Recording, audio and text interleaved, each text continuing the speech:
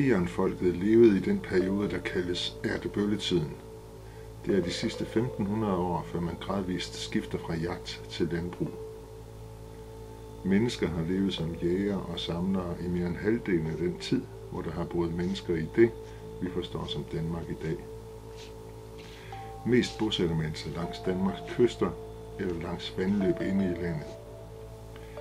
Helt ud til kysterne var landet dækket af en uigennemtrængelig urskov. Ved vand og i vand var det relativt nemt at finde føde. Hvad tror du, at jægerstenalderens mennesker spiste, når de boede i skoven? A. Kød fra urokse, vildsvin og rensdyr. B. Indvolde og tarme fra de dyr, de dræbte. C.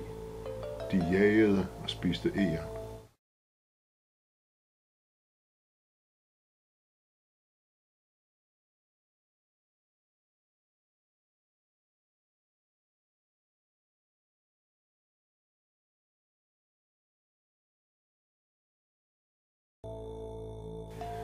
Det rigtige svar er B. Stenaldermenneskene fik vigtige vitaminer og mineraler fra mavesækkens og tyndtarmens indhold fra de dyr, de jagtede. Det vi i dag anser for en delikatesse, en rigtig god bøf, gav de til hundene. Ved kysterne spiste de naturligvis også østers, muslinger, snegle og fisk.